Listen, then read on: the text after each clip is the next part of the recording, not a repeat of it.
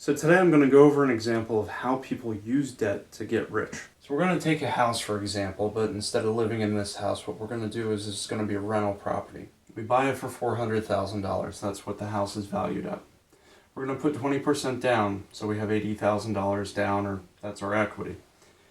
We're going to pull out a $320,000 loan, and there's some tax advantages if you own real estate, such as depreciation over 27.5 years, which means that even if we make $14,545 above paying our interest, maintenance, and property taxes, we won't actually have to pay money on that because of the deduction from the depreciation. And you can also deduct the interest, the maintenance, and the property taxes if it's run as a business. Now let's say that same house 10 years later is now worth $600,000.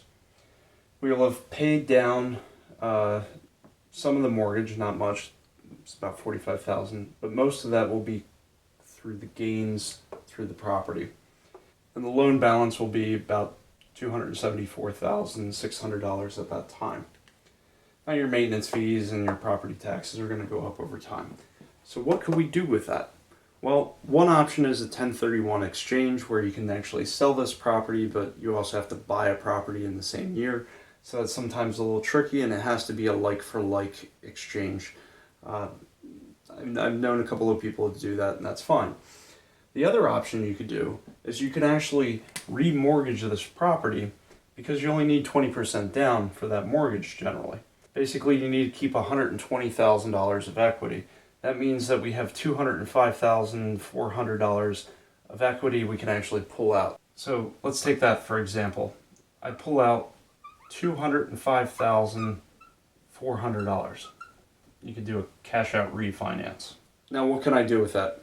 Well, let's say I have a property and I want to buy a multi-unit property. I can now put this down as basically 20% towards roughly $1 million property.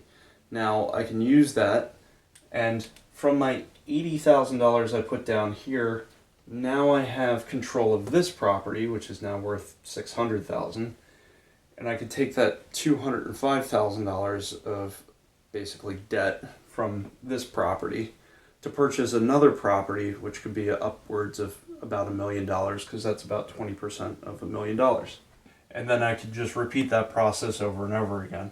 The one thing with debt is the more that you get leveraged or the more debt you have, the more risk you have. So if there's a downturn like there was in 2008 and 2009, well, if people stop paying their rent, then you might not be able to pay your mortgage and you might lose both properties. You want to always have cash reserves so that if there's a down year or down 2 years, you want to be able to pay those mortgage payments. Basically, this is how a lot of people get very wealthy, using debt and using real estate. Now again, the more debt you take on, the more risk. So if something goes wrong, the more likely you are to lose it. Just realize that all investments, whether it's real estate, stock, bonds, anything like that, they all carry risk and can lose value, and past performance does not guarantee future performance. But the S&P 500 has returned 10.7% on average over the last 30 years.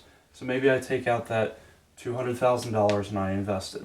So let's say I could also take this as my 20% down on $1 million property. Maybe I buy a multi-unit complex, and that would be a good start. The other option, maybe I want to go and I buy two $500,000 homes and I put 20% down.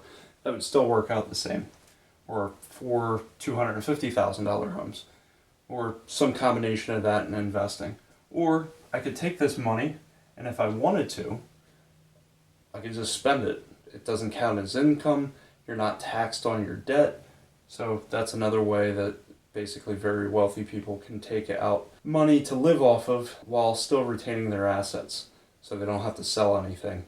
They just they use the debt to live off of. That's a couple of different ways of how a lot of wealthy people use debt in order to get rich. If you enjoyed this, please subscribe. Thank you for watching. Have a great day.